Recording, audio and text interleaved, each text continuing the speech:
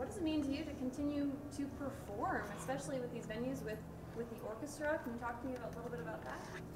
You know, I had the pleasure of playing with the orchestra in Germany. We did 22 shows in 29 days in different cities in Germany.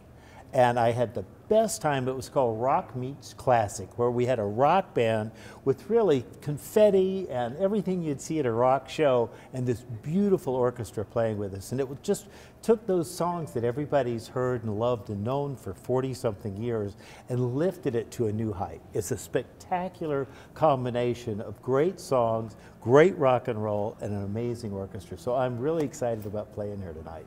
Now, with your tour coming up here this spring, with all the shows that you're doing, are most of them with orchestras? No, I do it for very special occasions. And I heard that this particular building, with this heritage, and this particular orchestra for this area was one of the finest around. So I'm very picky about what orchestras I play with. So I'm here after. We'll let you know tonight when we finish sound check how well it goes. Well, these guys played with the Moody Blues about 10 years ago, and it was one of the most fantastic concerts I've ever been to. So I think you're going to be okay. You're going to be okay. Talk about how you have to change, or do you change, when you play with an orchestra as opposed to playing with a band. Is there anything you have to do differently?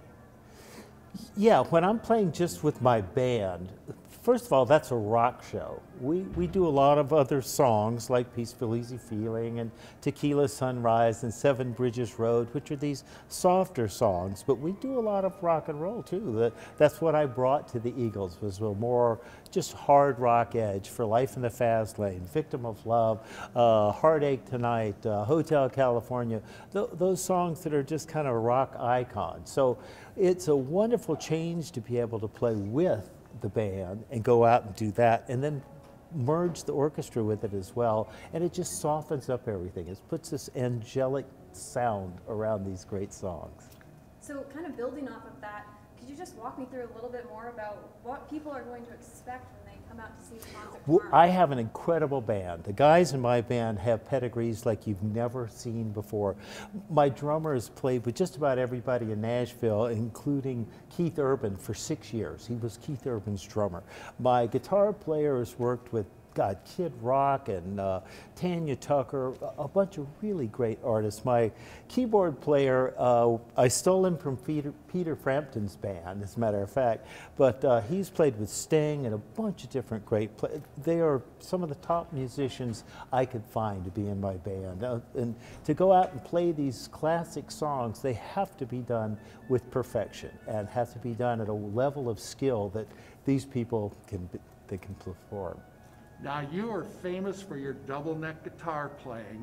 Yeah. For the average person who just likes music and doesn't understand what that guitar can do and what you can do with it, can you just briefly explain why that's different than just a normal single neck? It's actually two guitars. One is a 12-string guitar that starts Hotel California on the record. I played an acoustic 12-string guitar, but I put a pickup in it, so it sounds like a combination of acoustic and electric guitar at the same time. Then the other guitar parts that I played on Hotel California were descending harmony lines, electric guitar solos, power chords in the choruses, all this stuff that went on as overdubs.